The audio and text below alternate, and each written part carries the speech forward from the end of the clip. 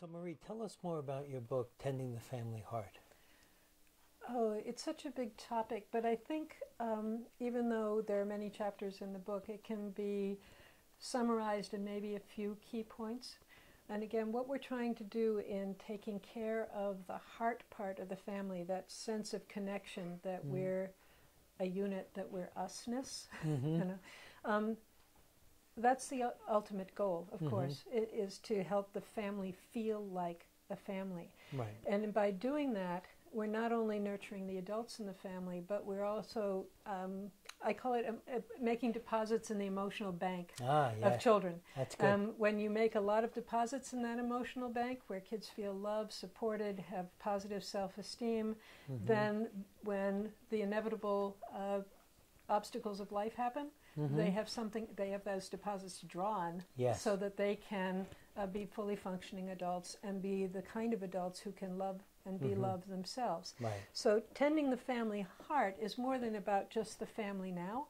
It's also about setting in, it's like the ripples in the pool, where it'll ripple out and ripple out. But basically we come down to four things. First of all, kids and adults need regular positive attention. Without regular positive attention, we can't flourish. Kids can't flourish and adults can't flourish. Sure. Now imagine a life where you got no attention. Yes, right. And one of my least favorite phrases is when a parent calls me up and says, "My kid is always wanting attention." And my response is, yeah. Right. And that's a good thing. But that's a good thing. Maybe the child is going about it in a way that isn't helpful. But children need attention like a plant needs water. Right. So finding ways to give positive attention in a daily way. And I actually ask parents to start counting. Are you giving each of your children at least 3 positive things a day? And, that's good. And your partner. Good. Are you also giving generously of your attention? Secondly, to be willing participants in kids' lives. You know, I hear parents grumbling about, "Oh, I've got to do the carpool." Well, if you've got to do the carpool, you can either do, "Oh, I've got to do the carpool," or you can say, "I've got the kids in the car with me. This is a wonderful time to share stories. It's a wonderful time to find out what the soccer team really is doing. Right. It's a wonderful time to find out who their friends are. It's a time for me to share stories." To see it as a precious moment. To see it as, there's nothing like the encapsulation of the car. Absolutely. You know, it provides, door locks. They can't go anywhere, you can't go anywhere. So if you can see it as an opportunity and to be a willing participant in their lives, instead of, "Oh, I've got to go to the soccer practice," with my kid, to say, "I get to go to soccer practice. I don't have to think about what's on my desk. Right. I can think about soccer for a while, and I can make the acquaintance of my kids' friends. And then when they're talking about their soccer team, I know who they're talking about." Yes. So to be willingly participating. I also think it's very important for adults to share with their children their own story.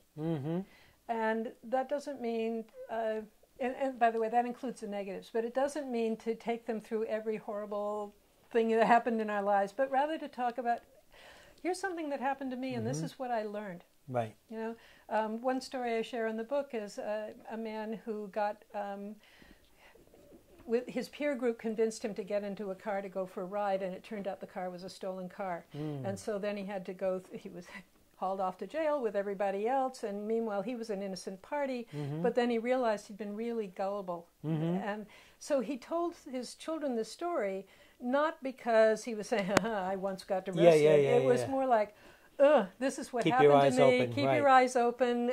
Make sure you know who your friends are. And it was a way of teaching. And let's face it, people learn best through stories. Absolutely. They learn best through stories. So to share the happy stories, to share the stories where maybe you got pushed beyond your comfort zone and you had to learn some hard things. Sure. Those are ways that our kids, they take that in. They take it in through the pores of their skin. And they learn from it. And finally, to have genuine enjoyment in our kids. You know, as a mother of 4, I can tell you, I didn't always enjoy them. It's like, "Oh, I've got to make dinner again." But, I mean, every night. But to then set that thought aside and say, you know, I didn't have these kids to resent them. I mean, these kids are wonderful kids. And to convey to them how much I enjoy their growth and their spontaneity and their odd ways of putting things together in their own minds sometimes. Yeah, there's nothing like the way a 3-year-old puts thoughts exactly, together. Exactly. To just really set aside our own stresses long enough to take pleasure in them. And you know what? It comes back at us. Yes, sure. Because when we have pleasure in our children and they glow, right, then we come back and feel, wow, yes, that interaction, and there's the family heart right there. Right. That's the family heart. Right. It's like a pulse, really, right? It really goes is. in and out. I had the pleasure of reading your book right in the beginning, and I have to tell you, what was so nice about it is that it was very organic. It just told the story and explained what needed to be done. And afterwards, it wasn't this thing in my head about, there's all this other stuff, and it was very organic, because it really is what makes a family thrive, and flourish. And so I think it's great. And I think most people know in their heads. Yes. But knowing in our hearts sometimes is a different thing. And being reminded of it. And so I hope what my book is a reminder to people that these things are deserving of attention. Yeah. And that when we pay attention, that it's not only giving, but that we are in fact also getting something for ourselves. And there's the heart. And it's an ebook on Psych Central and on Amazon. Right.